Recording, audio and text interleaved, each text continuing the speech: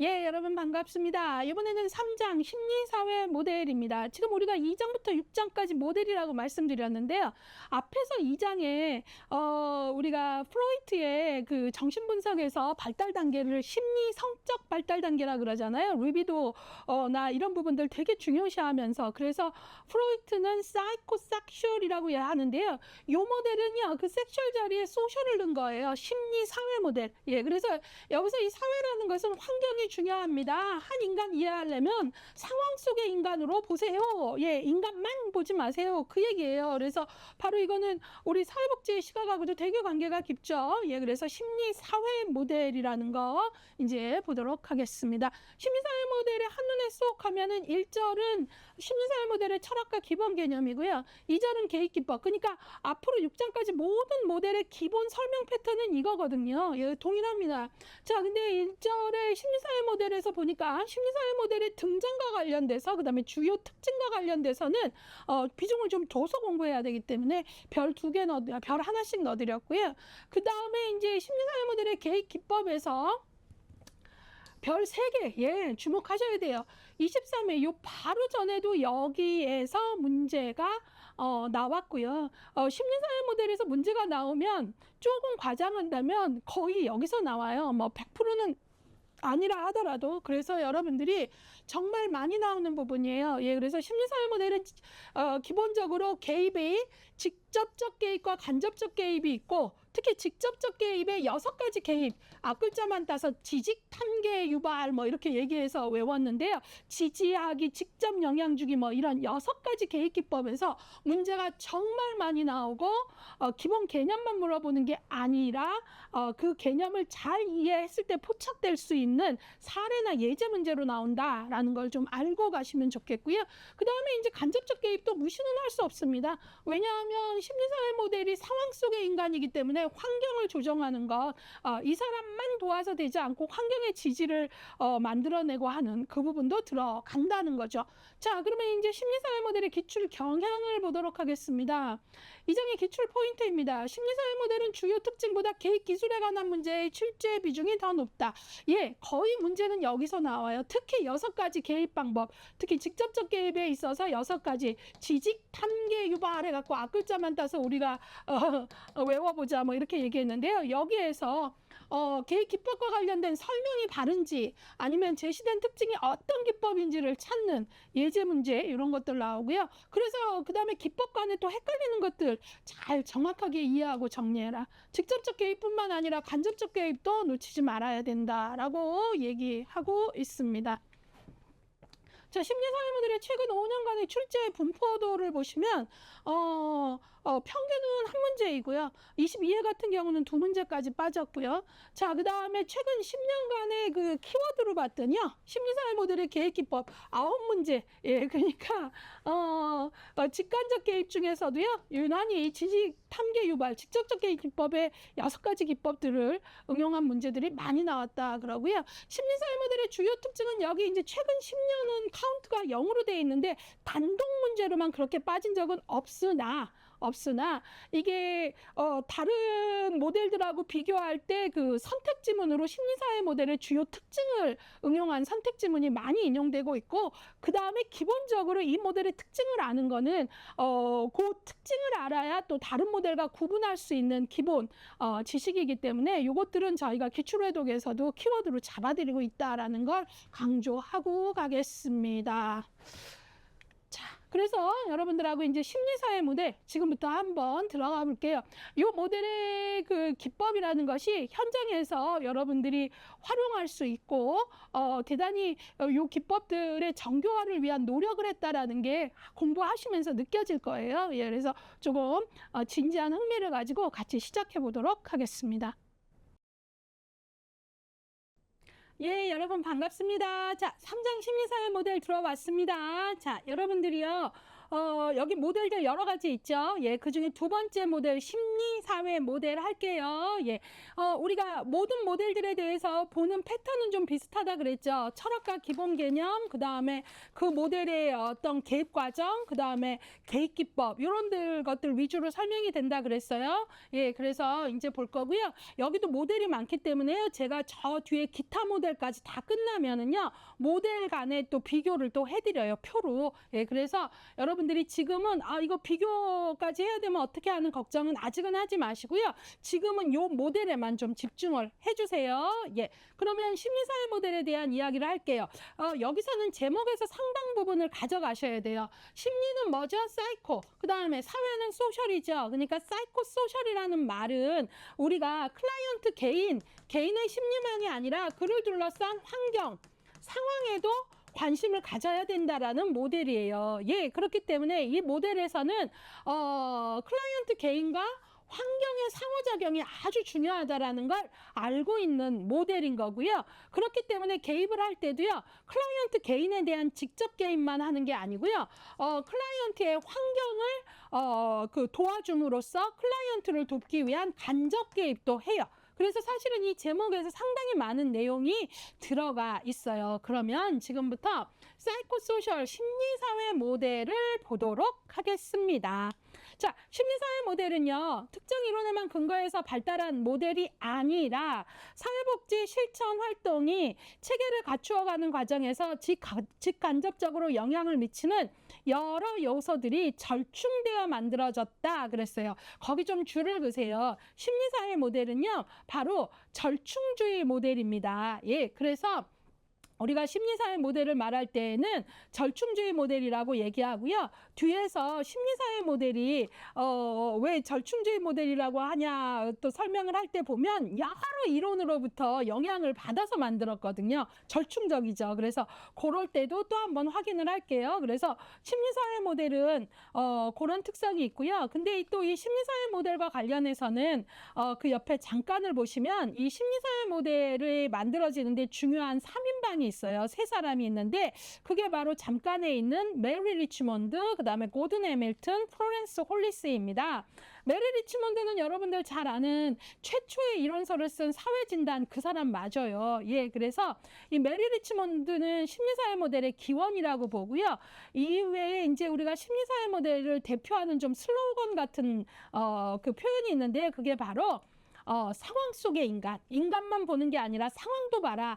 person in situation이라는 표현이 있는데요. 그 표현을 쓴 게 바로 고든 해밀턴이고요. 그 다음에 플로렌스 홀리스는요, 이 클라이언트를 직접적인 개입으로도 돕고 간접적 개입으로도 돕는 이 실천의 어떤 방법론적 체계화에 큰 기여를 했어요. 그래서 이 세 사람을 심리사회 모델의 3인방이라고 합니다. 자, 그리고 그 옆에 있는 설명은 제가 심리사회 모델의 3인방을 설명하면서 그 내용들을 다 설명을 했기 때문에 따로 읽지 않겠습니다.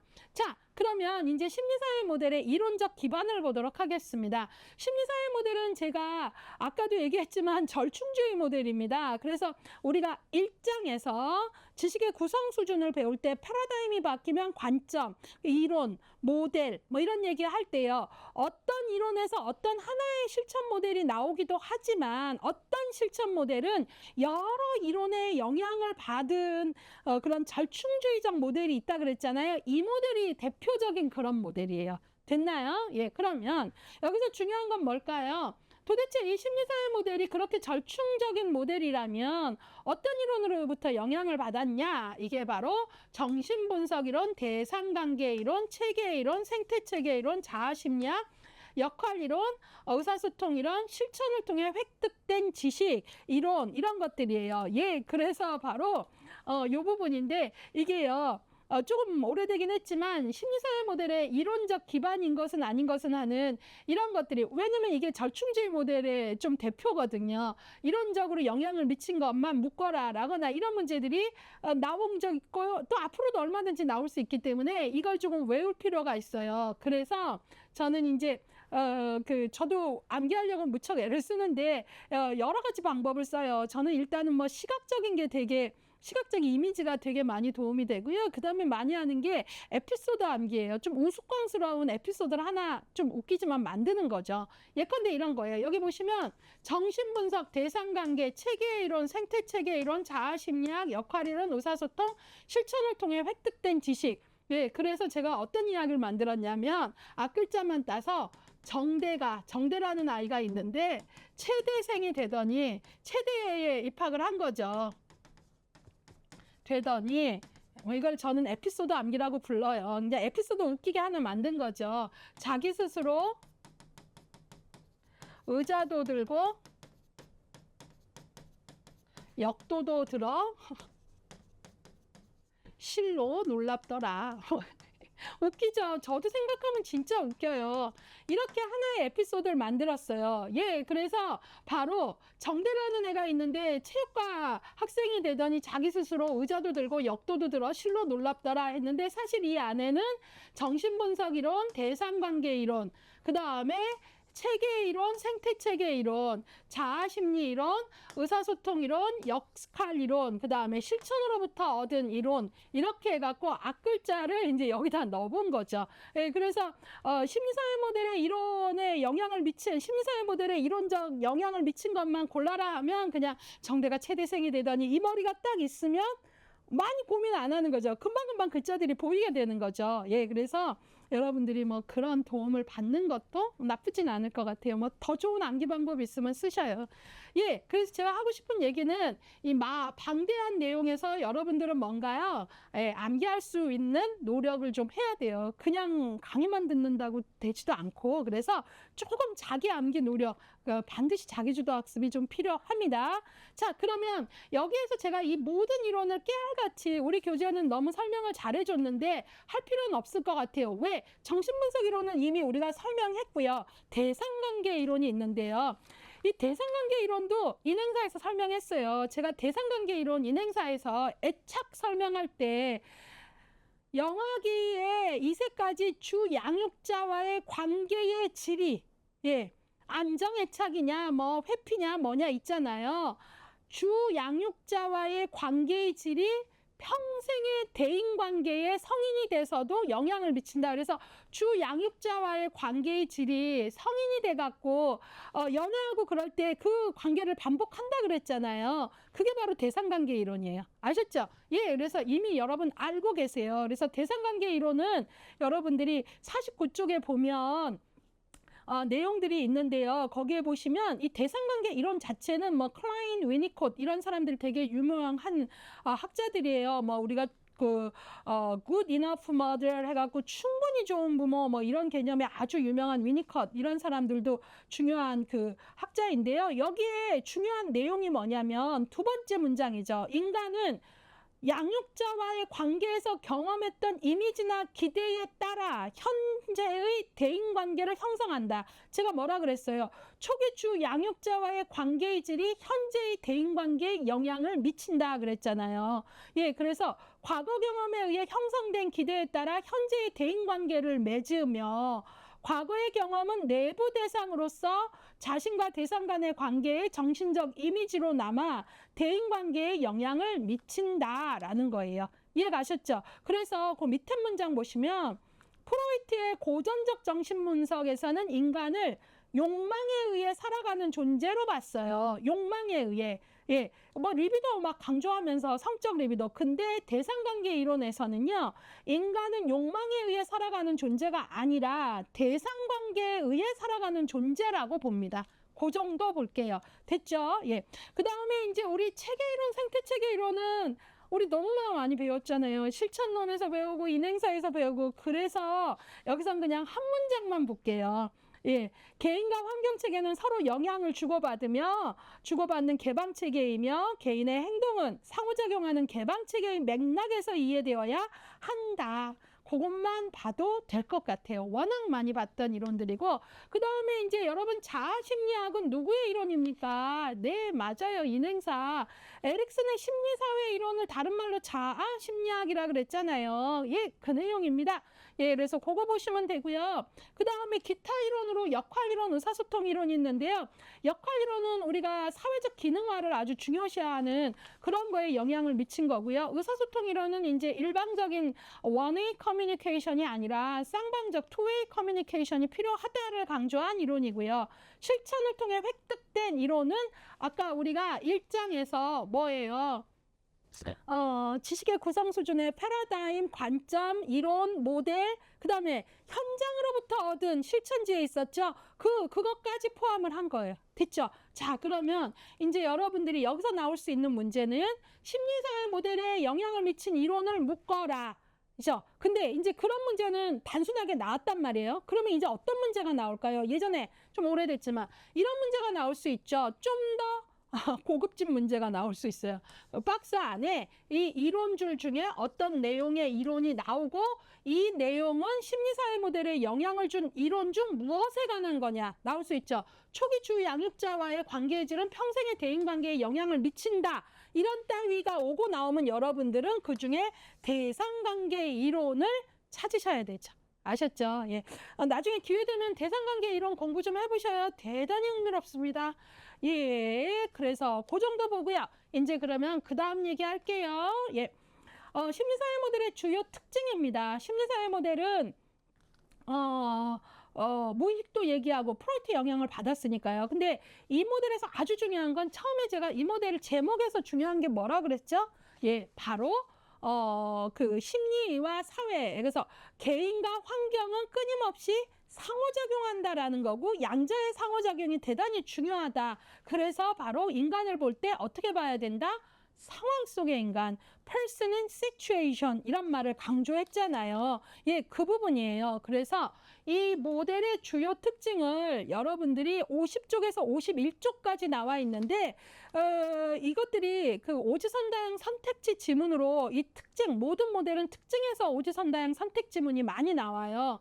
왜냐면 그 모델을 설명하는 대표적인 거니까요. 그래서 제가 요거를 교재하고 동일한데 중요한 키워드들이 많이 있기 때문에 화면으로 보면서 설명할게요. 같이 오셔요.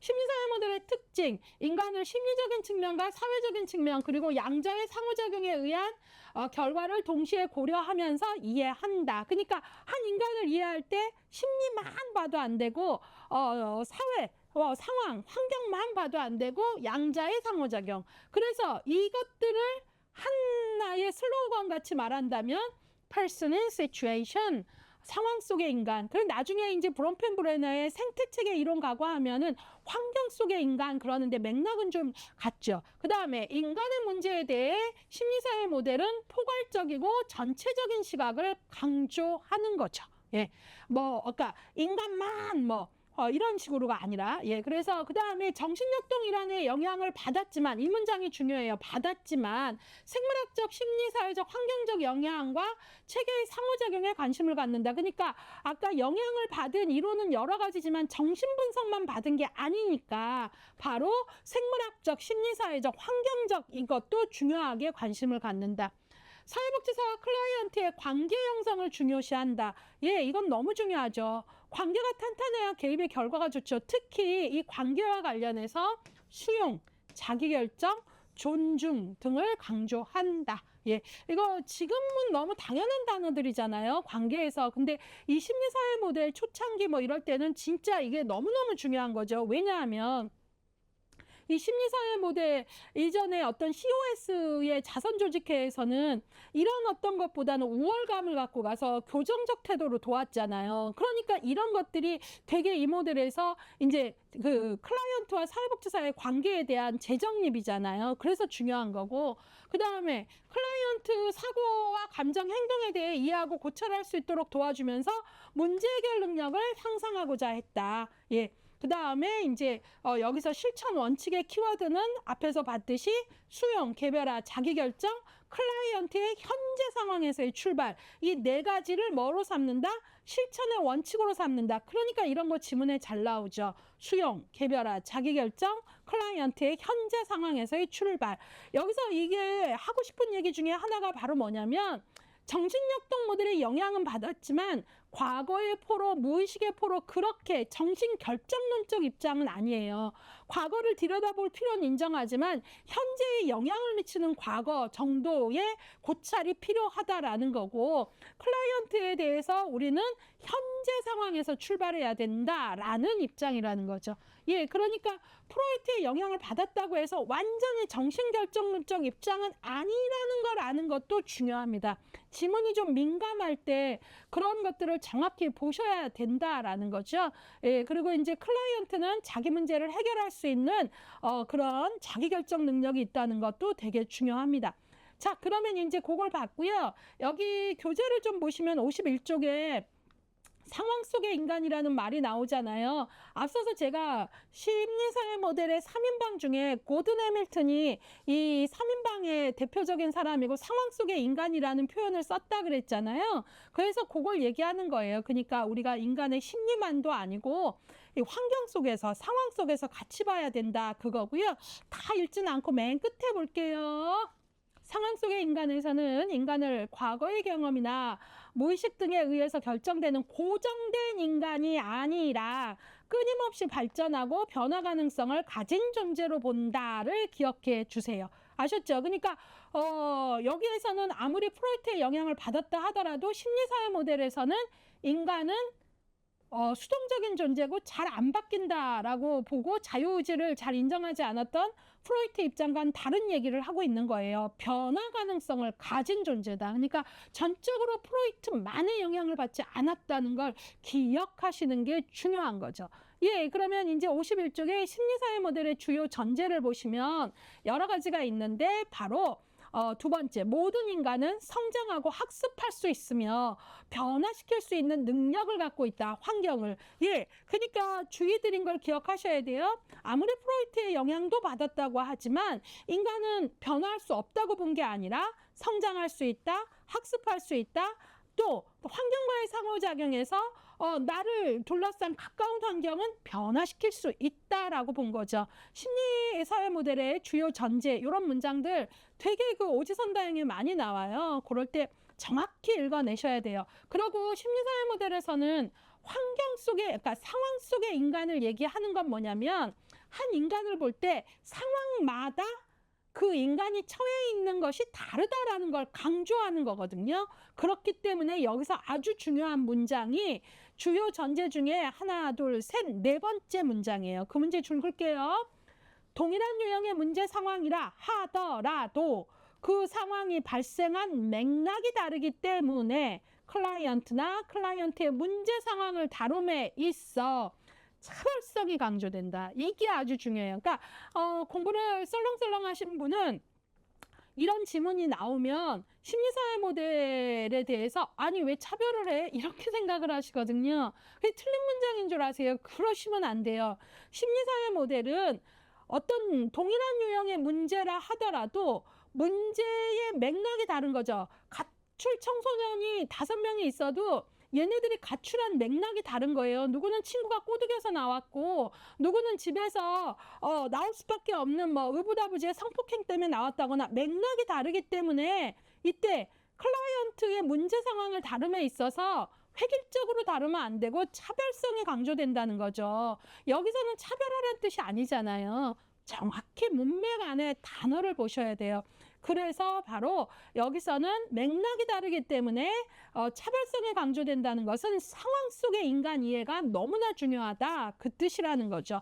예. 그리고 프로이트의 영향을 받아서 과거를 들여다봐요. 이따 기법을 보면 발달적 고찰이라고 해서 그러나 그렇다고 해서 아주 결정적으로 과거만 보거나 무의식을 아주 결정적인 요인으로 보진 않아요. 그래서 그 문장 끝에 그러나 인간의 무의식이 인간의 경험에 중요한 영향을 미치지만 행동을 결정하는 요인은 아니다라고 보는 거죠. 그러니까 프로이트의 영향을 받았지만 결정론적 입장까지는 정신결정론적 입장까지는 아니다라는 거예요. 됐나요? 예. 자, 그러면 이제 심리사회 모델의 실천의 초점을 좀 보도록 할게요. 네. 심리사회 모델의 초점은요, 거기 보시면 여러 문장이 있는데 그 중에 두 번째 문장으로 읽을게요. 사회복지 실천이 대상이 되는 클라이언트 문제를 개인 내적인 문제, 사회 환경적인 문제, 그 다음에 개인과 환경의 상호작용의 문제로 본다는 거예요. 그러니까 심리사회 모델에서의 실천의 초점은 한 개인을 볼 때 클라이언트의 개인적인 것, 그 다음에 환경적인 것, 그 다음에 이 양자의 상호작용, 이 세 가지 측면에서 문제를 본다. 그렇기 때문에 맨 끝에 복합적으로 개입을 한다라는 문장이 나와 있는 거지요. 됐나요? 예. 그러면 거기까지 봤고요. 이번에는요, 심리사회 모델의 가치와 실천 원칙을 보도록 하겠습니다. 자, 아까 제가 심리사회 모델에서 아주 중요한 가치와 실천 원칙에서 어떤 얘기들 했어요? 수용, 개별화, 자기결정, 클라이언트 현재 상황에서의 출발 말했죠? 바로 여기에 그 문장이 뜨네요. 예, 그래서 52쪽에서는 이 단어들에 대해서 보겠다라는 거죠. 예, 그러면 이제 볼게요. 수용이란 클라이언트의 태도와 행동이 사회복지사 개인에게 호감을 가든지 그렇지 않든지 간에 온화함과 선한 의지를 보여주는 태도를 사회복지사가 유지하는 것이다. 예, 그러니까 수용 정말 어려운 거예요. 클라이언트를 국과 배드로 나누지 않고 있는 그대로의 존재를 받아들인다는 게 얼마나 어렵습니까? 예, 그래서 그거를 좀 보는 거죠. 여기 그 심리사회 모델의 기본 가치와 실천 원칙의 실천 원칙을 수용, 개별화, 자기결정, 클라이언트의 현재 상황에서의 시작하기 했는데요.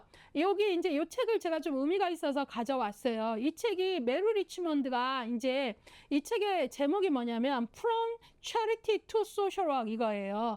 예. 영어에서요. From to 뭐뭐로부터 뭐뭐로 이런 거 얼마나 많이 배우셨어요. 그러니까 이 COS의 행정가인 이 메리 리치먼드가 최초의 이론서를 내고 사회진단 그 뒤로도 많은 이제 작업을 하는데 바로 어떤 얘기들을 하는 겁니까? 바로 이제는 자선에서 뭘로 가라? 소셜워크로 가라. 그러면 자선에서는 바로 뭐를 갖고 있었어요? 교정적 태도, 우월감 갖고 갔는데 이제 그거 아니고 소셜워크로 가려면 정말 우리가 사회사업 소셜워크로 가려면 이제 어떤 원칙? 바로 수용, 개별화, 자기결정 존중, 현재 상황에서의 시작 이런 어떤 그러면서 점차 우리가 자선조직협회의 우회방문원이 우리의 직업적 전신이었는데 계속 발전을 하게 된 거죠. 무급의 자원봉사자로 열심히 했지만 이런 어떤 한계가 있었잖아요. 그 우월감을 갖고 갔다, 교정적 태도를 갖고 갔다. 근데 이제는 뭐예요? 이런 원칙을 갖는 게 중요한 거죠. 전문직이라면 소셜 워크 프로페션이 되려면 클라이언트를 있는 그대로 수용하는 것, 있는 그대로. 굿배드 나누지 말고 게으르니까 뭐 나태하니까 이런 식의 도덕적 그게 아니라 있는 그대로 수용하는 게 정말 중요하다고 한 거예요. 그래서 여러분들이 오늘날 우리의 시점에서 이 모델을 볼 때 이게 뭐 이렇게 원칙으로 막 될 만큼 수용은 당연한 거 아니야 하는데 대단히 중요한 변화를 가진 거죠. 자, 그래서 수용을 받고요. 개별화. 클라이언트를 개별적인 독특한 특성을 가진 사람으로 보는 거죠. 예, 그래서 우리가 케이스 바이 케이스 이런 방법, 이런 얘기를 하는데요. 아까 이 심리사회 모델에서는 이 두 친구가 같은 문제 유형에 있더라도 상황이 다 다르기 때문에 차별성을 강조한다 그랬죠. 차별한단 말이 아니잖아요. 그래서 계획 과정은 클라이언트의 욕구에 따라 개별적으로 이루어져야 한다. 문제 상황을 다룸에 있어 차별성이 강조된다. 그 얘기는 오해하지 않고 들어야죠. 동일한 유형의 문제 상황이 발생한 배경, 동일한 상황의 문제 상황이라 하더라도 문제 상황이 발생한 배경이 다를 수 있기 때문에 클라이언트의 문화적 배경, 사회 경제적 배경, 계층, 주변 환경 등을 어떻게 다뤄야 된다? 차별적으로 다뤄야 된다. 그 얘기예요. 그러니까 이 동네에서는 문장을 정확히 읽지 않으면 이상하게 해석을 하시고 지문을 이상하게 해석을 하니까 변별력이 안 생기는데 항상 맥락 안에서 문장을 읽는 게 너무나 중요하다라는 얘기를 하는 거죠. 그 다음에 이제 클라이언트의 자기결정. 예전에 그 자선조직회의의 아주 고전적인 태도에서는 클라이언트의 자기결정이 아니라 내가 우월감을 갖고 그러니까 앞으로 이렇게 하는 게 더 도움이 돼요. 그거는 내가 열심히 했어도 클라이언트의 자기결정을 존중하는 건 아니잖아요. 예, 그런 거고요. 그 다음에 현재 상황에서 출발하기. 그러니까 클라이언트가 있는 곳에서 출발한다는 거죠. 클라이언트가 인식하는 문제들을 존중하고 누구의 관점? 클라이언트의 관점. 이게 이제 중요하게 다뤄지고 있습니다. 자, 그 다음에 이제 여러분들이 보시면 심리사회 모델의 개입 과정. 앞서서 프로이트 같은 경우도 프로이트의 그 개입 과정이 기출이 된 바가 있다라고 얘기했잖아요. 그래서 여기서도 이제 이거는 기술론이기 때문에 말 그대로 내가 스텝 바이 스텝으로 개입을 할 수 있는 능력이 중요하단 말이에요. 예, 그러니까 이제 개입 과정이 나오는데요. 그 내용을 좀 보도록 하겠다. 그 얘기예요. 제가 물 한번 먹고 갈게요.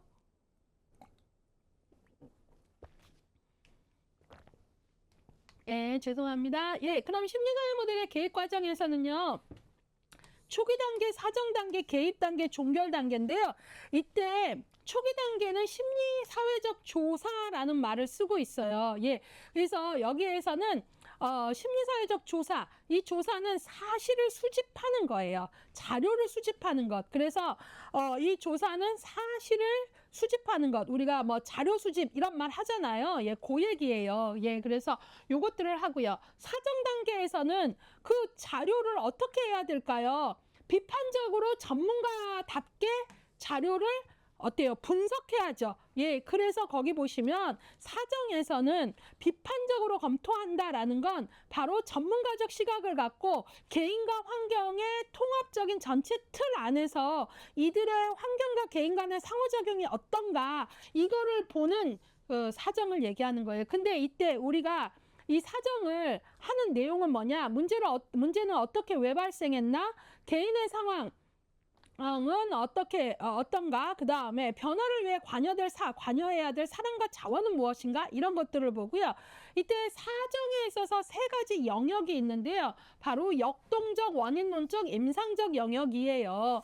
이게 여러분들 54쪽까지 나와 있지요. 예, 그래서 보시면 역동적 영역은 클라이언트 인성의 제 측면이 어떻게 상호작용하는가를 검토하는 거예요. 그러니까 프로이트의 영향을 좀 받았기 때문에 여기서 말하는 인성의 제 측면은 뭘까요? 이드, 에고, 슈퍼이고 이런 것들이 이 내담자는 슈퍼이고가 너무 강하구나. 뭐뭐 해야만 해가 되게 강한 사람이다. 이 내담자는 이드가 되게 강하구나. 쾌락이 되게 중요하고 충동적이구나. 이런 것들을 보는 거고요. 원인론적 영역은 문제의 원인이 현재의 상호작용 내에 있는지 현재까지 영향을 미치는 과거의 사건에 있는지 이런 것들을 보는 거고요. 임상적 영역이라는 것은 클라이언트의 여러 가지 기능적인 측면을 보는 거예요. 자, 한 인간의 기능적인 측면 뭘까요? 인지 기능, 그쵸? 예, 행동 기능, 신체적 기능, 사회적 관계 기능, 이게 얼마나 많겠어요. 그런 것들을 보는 거. 그래서 이런 것들을 보는 걸 우리 심리사회 모델에서 사정을 하는 중요한 세 가지 영역이라고 해요. 그런 다음에는 이제 개입을 하겠죠. 예. 목표 달성을 위해 개인과 환경의 이제 변화에 양자 모두에 우리는 개입을 하죠. 왜? 심리사회 모델이니까요. 개인만 아니고 환경만 아니고요. 예, 그래서 개입 단계에서 이제 클라이언트가 자신에 대해서 제대로 된 통찰이 있게 도와주는데요. 이때 개입의 목표의 중간을 한번 볼게요. 사회복지사가 클라이언트의 변화를 이끌어가는 것이 아니라 클라이언트 스스로가 자신과 환경을 변화시키려고 노력하는 과정을 지원하는 게 사회복지사에게 중요한 목표다라는 거예요. 그래서 자기결정 이런 거 중요하다는 거 꼭 알아주시고요. 개입 방법에서는 우리는 개인만 환경만 아니고 양자 모두에게라는 걸 기억을 해주시길 바라고 이제 종결은 클라이언트와 사회복지사가 동의해야 되는 거고요. 이제 종결 이후에 우리가 이제 팔로우업 사후 관리가 이제 되는 게 필요하다. 요 정도 보겠습니다. 자, 그러면 이제 심리사회 모델의 개입 과정 봤고요. 우리가 지금 전체 모델 중에 개입 과정이 문제로 제일 많이 나온 건 역량광을 모델이고요. 최근에 프로이트의 정신분석 모델의 개입 과정이 문제로 나왔고 심리사회 모델은 그동안은 단독 문제로 개입 과정이 빠지진 않았지만 가능성은 있죠. 예, 그런 것들 좀 보시고요. 이제는 드디어 심리사회 모델의 개입 기법을 좀 볼게요. 자, 심리사회 모델은 개입 기법이 훨씬 기출이 높아요. 예, 그래서 여러분들이 심리사회 모델에서는 문제가 나오면 정말 초창기에는 거의 다 개입 기법에서 나왔고요. 잠깐 뜸하다가 이제 다시 올라오는데 현재도 문제가 많이 나오는 건 거의 개입 기법입니다. 예, 그래서 여기에 관심을 잘 가지셔야 되는데요. 문제를 많이 만들고 싶어요, 여기가. 자, 그러면 심리사회 모델의 개입 기법은 제가 어떤 얘기했죠? 사이코소셜이라고 하는 심리사회 모델에서 개인에 대한 심리적인 어떤 개인 영역에 대한 개입에 또 있지만 사회적이고 환경적인 것도 개입을 한다 그랬잖아요. 그래서 바로 직접적 개입과 간접적 개입으로 나눠져요. 간접적 개입은 당연히 환경을 조정하는 것, 자원을 발굴하고 제공하고 그 다음에 제가 옹호는 간접 개입이라 그랬잖아요. 예. 이런 것들. 그리고 물론 간접 개입을 할 때도 우리가 직접 개입을 함께 쓰기도 하지만 간접 개입은 바로 이런 게 주 내용이에요. 근데 직접적 개입은 이제 앞글자만 따서 워낙 이게 기출이 여기서 너무 많이 돼요. 예, 그래서 앞글자만 따서 간접 개입은 총 6가지가 있는데요. 지지하기, 직접 영향 주기, 탐색 기술 환기, 개인 환경에 대한 반성적 고찰, 유형 역동성 고찰, 발달적 고찰 해갖고요. 6개나 되는데 앞글자만 따보면 지직, 탐계, 유발. 일단은 문제 너무 많이 나오는데 가장 기본적인 난이도 1문제부터 틀리면 안 되죠. 예컨대 이런 거죠. 심리사회 모델의 직접적 개입 기법만 묶어라 그랬단 말이에요. 근데 여러분들이 여기 지직탄계 유발을 외우면 그 문제는 난이도 1이에요. 그쵸? 근데 그것마저 안 외우면 이제 난이도 중상은 어떻게 풀겠어요? 그쵸? 그러니까 일단은 난이도 1짜리는 다 득점하셔야 되거든요. 그러면 이제 지직탐계 유발 외워주시고 심리사회 모델의 직접적 개입 기법이 아닌 것은 할 때 엉뚱한 거 들어오면 알아차리셔야 돼요. 자, 근데 이쪽은 워낙 문제가 많이 나오다 보니까 직접적 개입 기법만 묶어라도 나오지만 이 내용을 정말 알고 있는가가 문제로 많이 나와요. 그러니까 기법을 알아야 돼요. 이 과목은 기술론이에요. 예, 기법을 내가 선택 적용해서 클라이언트의 삶의 변화를 일어나도록 하는 게 기술의 핵심이잖아요. 예, 그렇기 때문에 기법이 아주 중요하죠. 예, 그래서 이제 지지하기, 직접 영향 주기부터 쭉 볼게요. 예, 그래서 뭐 이것도 아주 우스꽝스럽게 저는 외웠어요. 주인이 한지를 바른 방 안에 들어있는 주인이 맛있는 고구마를 화로에 굽고 있을 때 밖에 있는 개가 그 고구마 냄새가 너무 먹고 싶어서 참다 지직하고 그 창호지 문을 밀고 들어갔다가 고구마를 탐낸 개가 지직하고 문 열고 들어갔다가 주인으로부터 한 대 머리를 콩 맞는 사태를 유발했다. 지직 탐계 유발. 이렇게 정말 제가 생각해도 유치해요. 그렇게 외워요. 예, 근데 그러면 안 잊어버리잖아요. 그러니까 난이도 1짜리 직접적 개입이 뭐냐 이런 문제는 틀리시면 안 돼요. 예, 그러면 이제 여기 보시면 꼭꼭꼭이 계속 붙어 있잖아요. 문제 잘 나온다는 거예요. 안 붙은 거는 안 나오냐? 아니에요. 다 나옵니다. 여기는 결국 다 나와요. 예, 그리고 여기서 이 기법 중에 개인 환경에 대한 반성적 고찰은 제가 심리사회 모델에 어떤 슬로건이 될 수 있는 게 상황 속의 인간이라 그랬잖아요. 이 개념을 가장 잘 반영한 기법이에요. 예, 그래서 그걸 보고요. 이제 여기서 제가 좀 하나 강조하고 싶은 건 심리사회 모델이 여러 이론의 영향을 받았잖아요. 근데 시험 문제에 이 중에서도 기법 중에서도 프로이트의 정신분석의 영향을 받은 것만 찾아라 하면 5번, 6번이에요. 지금 계속 문제 얘기하고 있네요. 예, 5번 유형역동성 고찰, 그 다음에 발달적 고찰이 정신분석의 영향을 받은 기법입니다. 계속 좀 메모를 같이 해주세요. 예, 그래서 요거는 조금 이따 왜 그런지 설명은 조금 이따 할게요. 일단은 여기에서 지직탐계 유발 외우자. 그 다음에 상황 속의 인간 관점을 가장 잘 반영한 거는 개인 환경에 대한 고찰이고 프로이트의 영향을 많이 받은 건 유형 역동성 고찰과 발달적 고찰이다. 그 정도 잡고 이제 하나씩 봐야겠지요. 워낙 문제로 많이 나온다고 하니까. 그래서 요게 55쪽부터 60쪽까지 계속 이 설명인데 이거를 어떻게 하면 좋을까라고 고민을 하다가 제 나름대로는 저는 이렇게 한눈에 보기표 만드는 거가 되게 학습에 도움이 많이 돼요. 예, 이게 장황하면 딱 안 들어와요. 교통정리가 되고 나야 그 다음 내용이 들어오거든요. 예.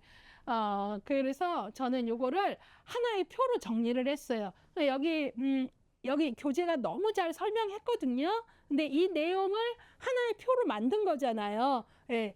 제가 교재에 있는 거를 표로만 조직화한 건 별 하나라 그랬죠. 이거 별 있는 것들 다 출력할 수 있다 그랬잖아요. 이게 편하면 이걸 좀 빼서 보세요. 일단 그러면 여기 직접적 개입 기법은 최근에 21, 22, 23 뭐 계속 문제로 나오고 있어요. 중요도도 별 3개나 넣어드렸고요. 이번 23회 때도 나왔다라는 거지요. 예, 그래서 볼게요. 일단 이걸로. 자, 심리사회 모델 지직, 탐계, 유발 했고요. 요것들은 제가 여러분들에게 직접적 개입이라 그랬고 간접적 개입, 환경 조정하기가 있다 해서 직간접 개입인데요. 일단 직접적 개입 기법의 지지하기는요. 개입 역할이 클라이언트의 감정과 행동을 지지하는 거예요. 목표가 클라이언트의 불안감을 감소하고 동기화를 촉진하여 원조 관계를 수립한다라는 거고요. 모든 그 개입의 명예는 하위 기법이 있어요. 그거에 속해 있는 하위 기법. 근데 지지하기에는 재보증하기, 격려하기, 뭐 경청하기, 뭐 이런 것들이 들어가거든요. 예, 그래서 특히 재보증과 격려는 꼭 아셔야 돼요. 이외에도 뭐 공감해주기 이런 것들도 들어갑니다.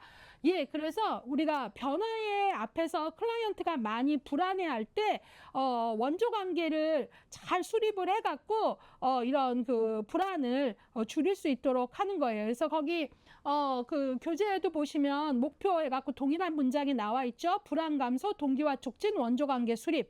예, 그래서 거기 내용 및 의의를 좀 보시면 55쪽에 사회복지사와의 클라이언트에 대한 사회복지사의 신뢰, 그 다음에 존중, 돕고자 하는 태도 등을 직접적으로 표현하여 전달하고 클라이언트가 문제 해결 능력이 있다는 내가 할 수 있을까 그럴 때 확신을 갖도록 도와주는 그런 역할. 그래서 클라이언트가 자기 존중감을 조금 회복하게 하는, 특히 이제 초기 단계에 좀 많이 쓰고요. 치료 과정 전반에서도 많이 쓰는데 아무래도 지지하기는 좀 초기 단계에 많이 씁니다. 공감 같은 거, 경청 같은 거 이런 것들 이제 거기에서 중요한 것은 관심과 공감을 동반한 경청이다라는 말이 있고요. 기법에서는 제가 하위 기법의 재보증과 격려가 시험에 좀 많이 인용이 되기 때문에 그 얘기를 좀 할게요. 재보증 55쪽 안심이라고 되어 있고요. 격려 나오는데요.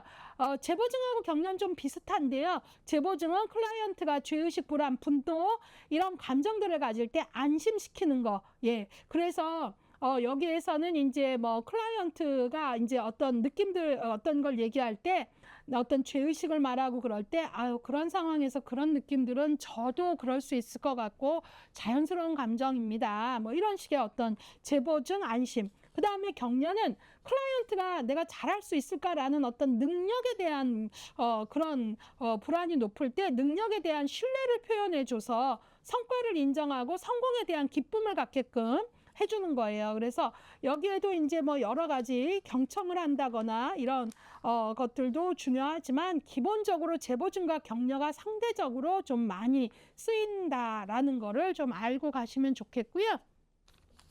재보증 격려 받고요. 예, 이번에는 이제 지지하기는 그러면 재보증 격려, 뭐 공감 이런 것들 쓰니까요. 대표적으로 여기서 많이 쓰는 표현이 뭐냐면 그런 거예요. 얼마나 힘드셨어요. 저라도 그런 상황이라면 그런 감정이 느껴질 것 같아요. 이런 것들이 지지하기의 대표적인 거예요. 전반적인 과정에 쓰지만 상대적으로 개입의 초기 단계에 좀 더 많이 씁니다. 앞으로 제가 계속 설명을 하면서 각 기법의 구어체적 표현을 쓸 거예요. 현장에서 그 기법을 뭘로 구어체로 쓰나. 왜 그러냐면 시험 문제에 이렇게 나오죠. 바로 클라이언트가 뭐라고 하자 사회복지사가 뭐라고 했는데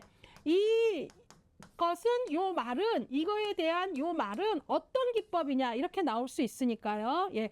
자, 그다음에 두 번째 직접 영향 주기는요. 말 그대로 클라이언트에게 제안이나 조언 등을 통해서 직접 영향을 주는 거예요. 더 좀 쉽게 말하면 지시를 좀 하는 거죠. 조언을 하거나 지시를 해서 클라이언트의 행동을 향상시키는 거예요. 조언, 지시를 함으로써 클라이언트의 행동을 향상시킨다. 클라이언트 제안을 격려하고 강화하거나 장려하기, 현실적인 제안을 설정하기, 직접 조언하기, 뭐 이런 것들이에요. 그래서 거기 보시면 우리 교재에 직접 영향 주기에 보면 이것도 여러분 지시 같은 거 관계가 탄탄하지 않을 때 하면 역효과 나겠죠. 그렇기 때문에 거기 내용 및 의의를 보시면 직접적인 조언과 대면적인 행동은 클라이언트와 강한 신뢰관계가 수립되었을 때 하라는 주의가 있고요. 주의사항을 좀 기억하시고요. 이제 여기에 이 기법이 실제 쓰일 때는 뭐예요? 조언이나 지시니까요. 이런 것들이죠. 거기 예제 뭐 여러 가지 있는데요. 어쩌면 어떤 방법도 써보시는 게 좋다고 생각합니다. 뭐뭐를 해보시는 거는 어떨까요? 그런 것들이 뭐예요? 조언하고 제안하고 그러는 거잖아요. 그래서 여기에 대표적인 건 뭐뭐를 해보시는 건 어떨까요? 뭐 이런 것들 어떤 방법도 있다고 생각합니다. 그 다음에 또 어떤 경우에는요. 실질적인 어떤 제안을 또 제안 뭐뭐를 해보시는 건 어떨까요? 뿐만 아니라 어떤 건 뭐뭐 이상은 되면 안 된다고 봅니다. 라는 제한 이런 것들도 할 수 있어요. 자, 예컨대 이런 거죠.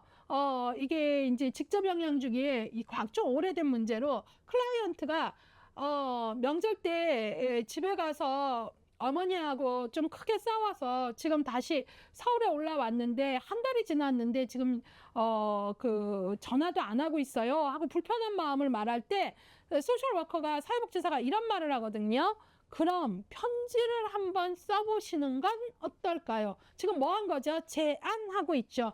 그런 식의 제안이나 조언 또 혹은 제한 뭐뭐는 뭐뭐 이상은 안 된다고 봅니다 라는 어떤 설정 이런 것들이 바로 직접 영향 주기 지시입니다. 지금 구어체적 표현 기억해 주세요. 그 다음에 탐색기술 환기는요. 여러분들이 기억을 해야 되는 게 이 기술은 되게 연속적으로 쓰여져야 돼요. 이 중에 탐색만 한다거나 탐색 없이 기술만 한다거나 이렇게 하지 않아요. 연속적인 어떤 기술입니다. 예, 그래서 이 개입의 역할은 사실을 말하고 감정을 탐색하도록 해서 환기할 수 있게 해주는 건데요. 클라이언트에게 사실과 관련된 감정을 표출하게 하여 긴장을 완화시킨다. 그래서 이 긴장을 완화시키는 게 바로 환기인 거예요. 그래서 여기에 하위 기법으로는 초점 잡아주기, 부문화하기, 화제 전환하기가 있는데요. 여기서 이제 클라이언트하고 에게 사실과 관련된 감정을 이해하고 표출하게 해서 긴장을 완화시킨다 그러면서 이 세 가지가 연속적으로 좀 쓰인다 그랬잖아요. 그래서 57쪽에 보시면 탐색은 자신의 주변에 어떤 일이 일어나고 있는지 자신의 상황을 둘러보는 것이고 기술은 단순히 자신이 보는 그대로의 사실을 말하는 것이다. 그대로의 사실은 우리 여기서 기술은 테크닉이나 스킬이 아니라 우리가 왜 기술하다, 묘사하다 할 때 디스크립트, 디스크립션 이런 말 하죠. 그거예요. 그 다음에 탐색 기술 상황을 이제 탐색과 기술은 각각 개별적으로 이루어지는 게 아니라 연속적으로 이어지면서 실시된다. 기억해 주시고요. 환기는 사실과 관련된 감정을 이끌어내서 감정의 정화, 카타르시스가 일어나게 하는 게 환기입니다. 그래서 그 문장 맨 끝에 보시면 탐색기술 환기는 연속적으로 병행되어야 한다라는 얘기를 하고 있어요. 예를 한번 들어볼게요. 어떤 여성이 이 예제가 가장 이해가 잘 되는데 풀면 시간이 걸리고 그래요. 어떤 여성이 이런 얘기를 합니다. 아버지에게 따귀를 맞고 집을 나가서 3일 만에 돌아왔어요 라고 말하면 이 여성은 지금 어때요? 팩트를 말하고 있는 거잖아요. 근데 환기는 거기서 더 나아가서 사실 이 여성은 사실만을 얘기하는 게 아니라 이 여성이 괴로운 건 감정이란 말이에요. 그럴 때 바로 환기는 감정을 이끌어내는 거예요. 그 사실과 관련된 예컨대 이런 거죠.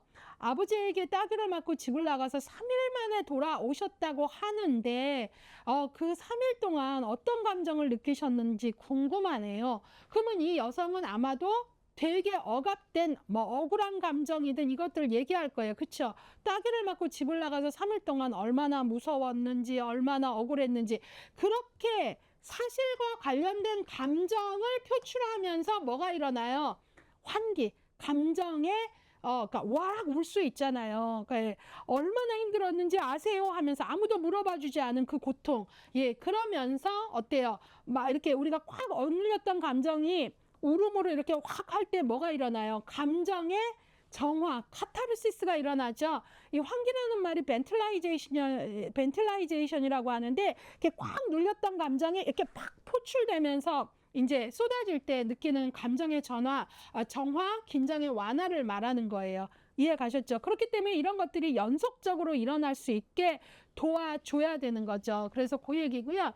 이거를 할 때 우리는 이제 하위 기법으로 얘기를 할 때 얘기에 저기가 시간 제한 안에서 할 수 있게 초점 잡아주기, 너무 큰 얘기만 하면은 부분으로 좀 잘라주기, 그 다음에 한 얘기 또 하고 한 얘기 또 하면 화제를 이렇게 전환하기, 이런 기술들이 하위 기술로 쓰이는 거죠.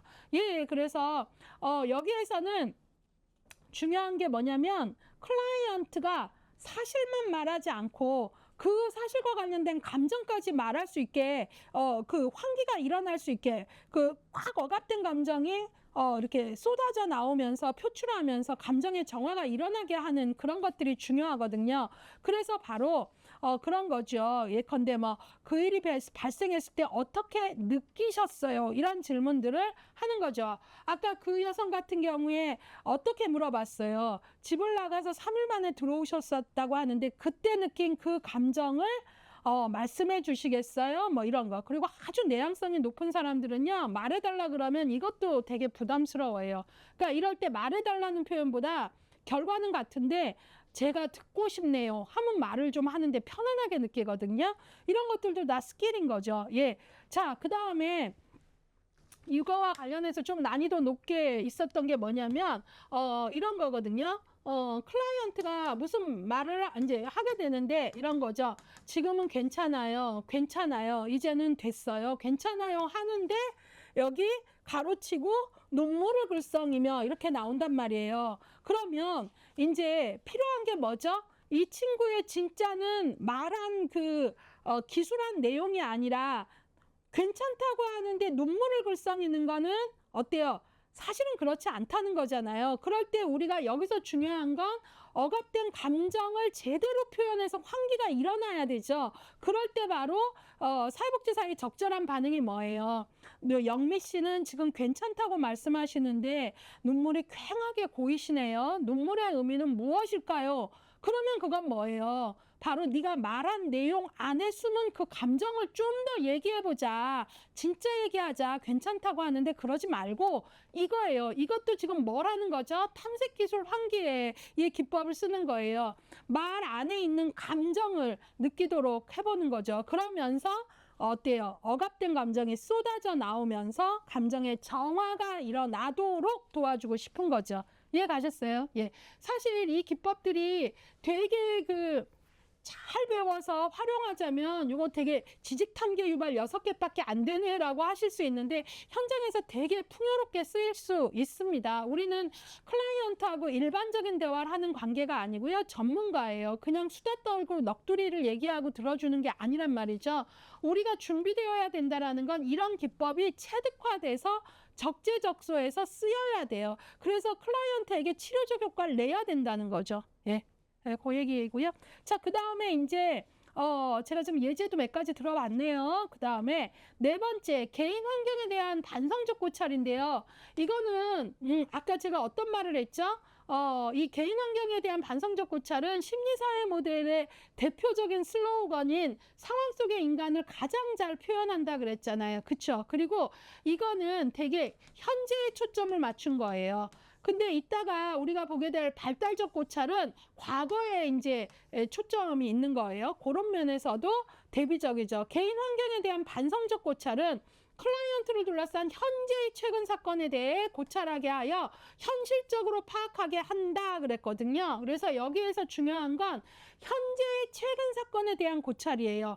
현재의 최근 사건에 대해서 내 입장만이 아니라 지금 이 최근 사건에 대해서 클라이언트는 내 입장에서만 보는데 그게 아니라 개인 환경, 내 입장만 보는 게 아니라 환경과의 관계 속에서 이 문제를 볼 수 있게 해주는 게 바로 개인 환경에 대한 반성적 고찰입니다.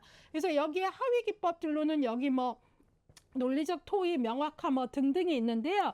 개인 환경에 대한 반성적 고찰은 여러분들이 현재의 최근 사건에 대한 고찰이다라는 것, 또 상황 속의 인간의 관점을 가장 잘 반영했다라는 걸 기억을 하세요.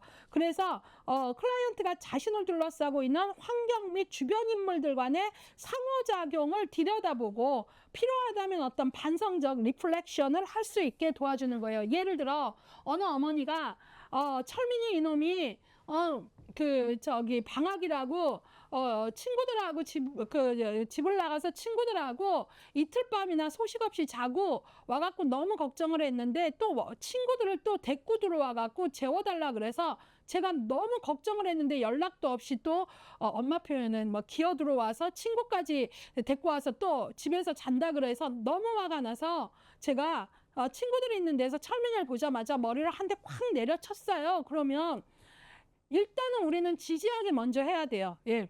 어머니 얼마나 힘드셨어요. 저라도 아이가 나가서 이틀이나 연락 없이 있다가 친구들 데리고 또 와서 집에서 잔다 그러면 정말 힘들 것 같아요. 예. 이게 이제 먼저 돼야 돼요. 근데 이 여성은 지금 여기에 왜 반성적 고찰이라고 하냐면 이 여성은 자기 입장에서만 이 사건을 보는 거예요. 그러니까 그런데 이 철민이가 잘못을 한 건 맞지만 이 철민이는 뭐죠?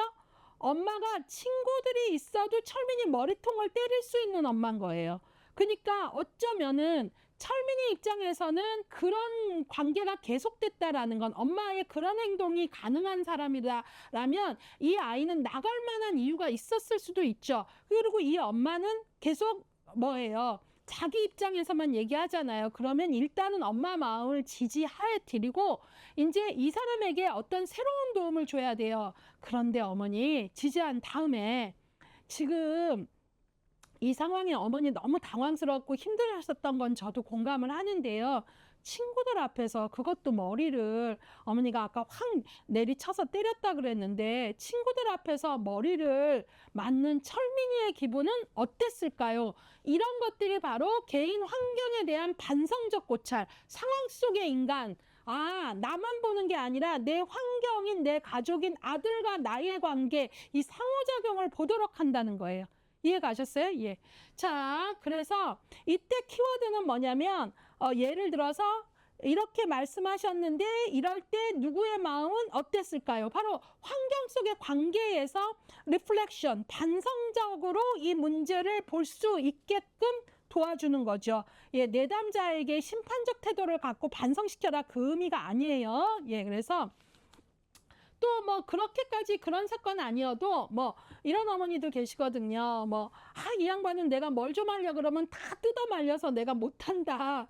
제가 조금 너무 표현이 리얼하죠. 이렇게 이렇게 상담을 할 때 내담자들의 리얼한 표현이 되게 와닿아서 그래요.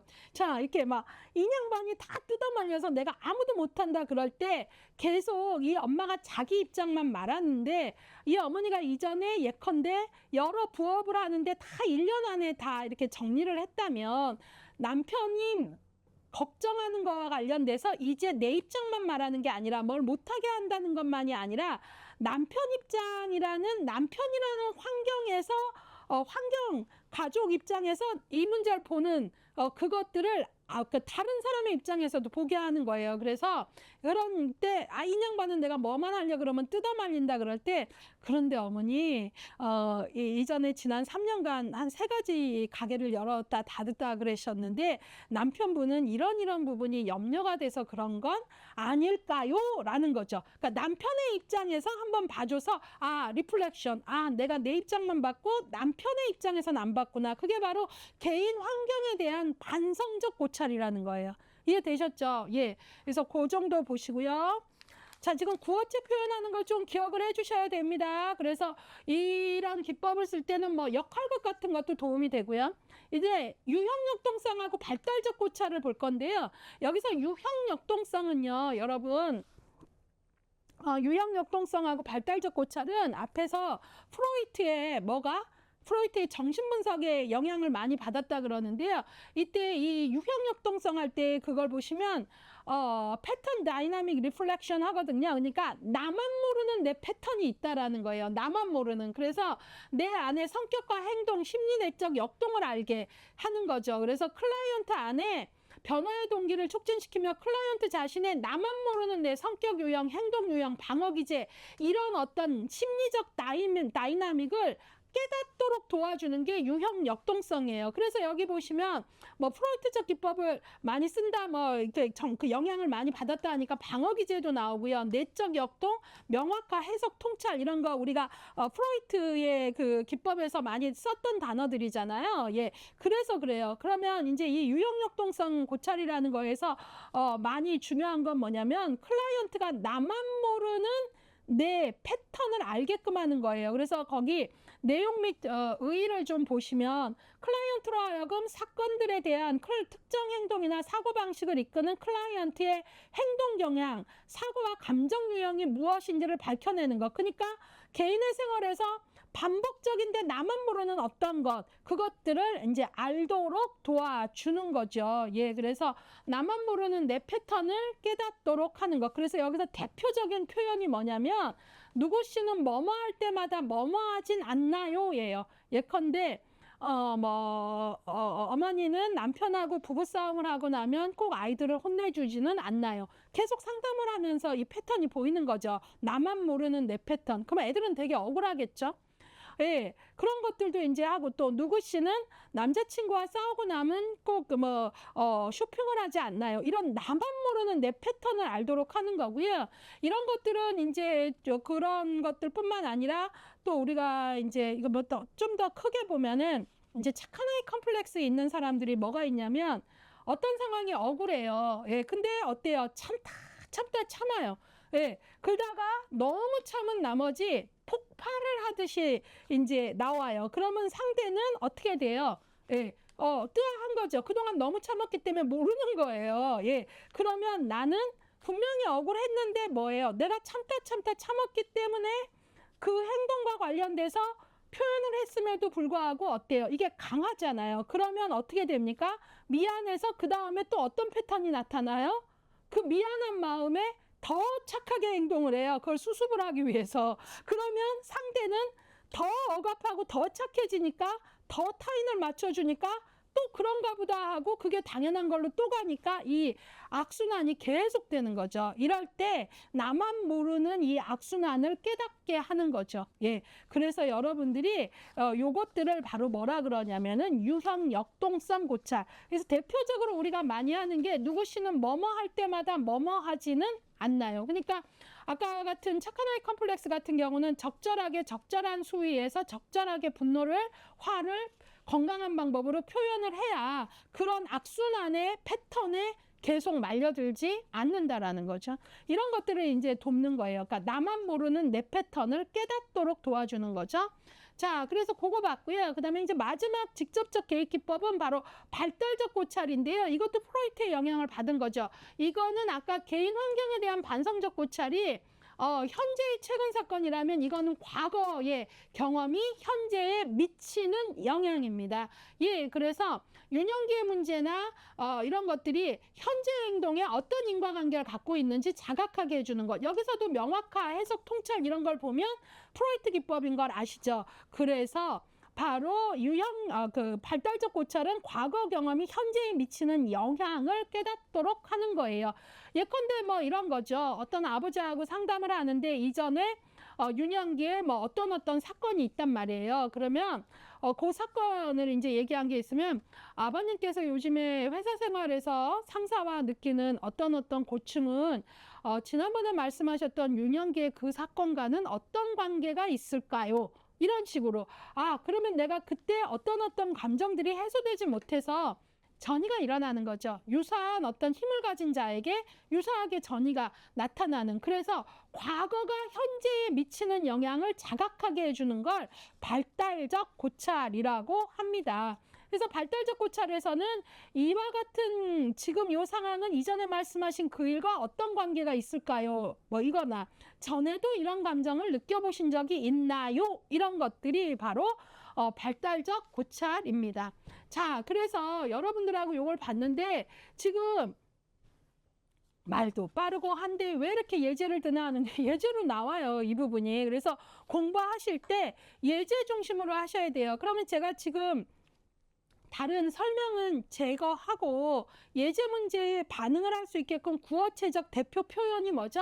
얼마나 힘드셨어요. 예, 공감하고 경청하고 공감하고 하는 지지하기, 또 직접 영향 주기, 뭐뭐를 해보시는 건 어떨까요? 그럼 편지를 한번 써보면 어떨까요? 그러면 알코올 그 AA 자조 집단에 좀 참여해 보시는 건 어떨까요? 뭐 이런 거죠. 탐색기술 환기에서는 어때요? 바로 그때 어떤 사실을 말했을 때 그때 느낀 감정을 좀 더 듣고 싶네요. 그때 기분이 어떠셨나요? 지금 말씀은 괜찮다고 하는데 눈물을 글썽이시는데 그 눈물의 의미는 뭘까요? 이런 것들. 그 다음에 개인 환경에 대한 반성적 고찰.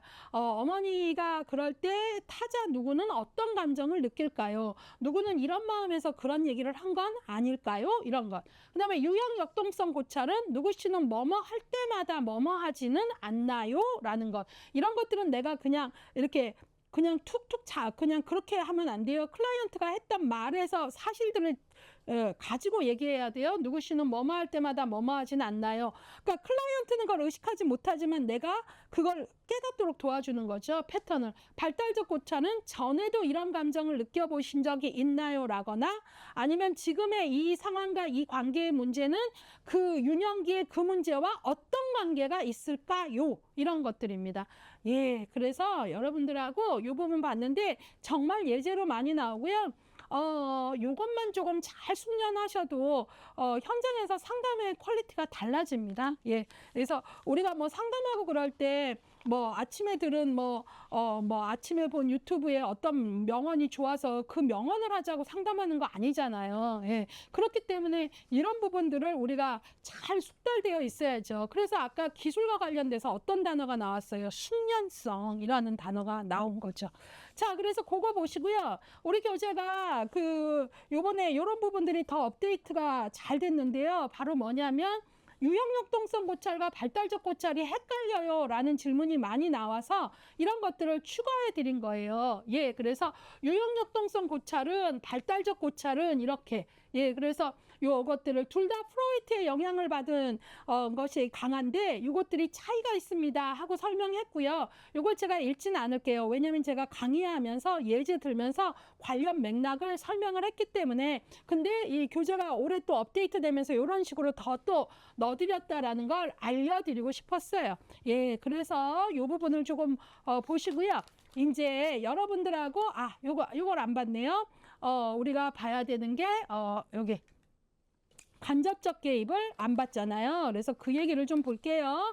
자, 그러면 이제 우리가 직접적 개입 다 봤고요. 이제 여러분 60쪽에 가시면 간접적 개입이 나오잖아요. 예, 아까 초반에도 잠깐 설명했지만 심리사회 모델은 직간접 개입을 다 한다 그랬고요. 상대적으로 이 모델이 좀 비판받는 내용 중에 뭐가 있냐면 직접적 개입의 방법적 정교화에 비해서 간접적 개입의 방법적 제시가 약하다라는 비판이 있기는 해요. 예, 그렇지만 적어도 이때 당시에 우리가 직접 개입뿐만 아니라 환경을 조정하는 간접 개입도 중요하다라는 걸 제시하고 알렸다는 거는 되게 중요한 의의가 되는 거죠. 그러면 환경을 조정하는 간접 개입이란 뭐냐? 바로 교재하고 동일한 내용이에요.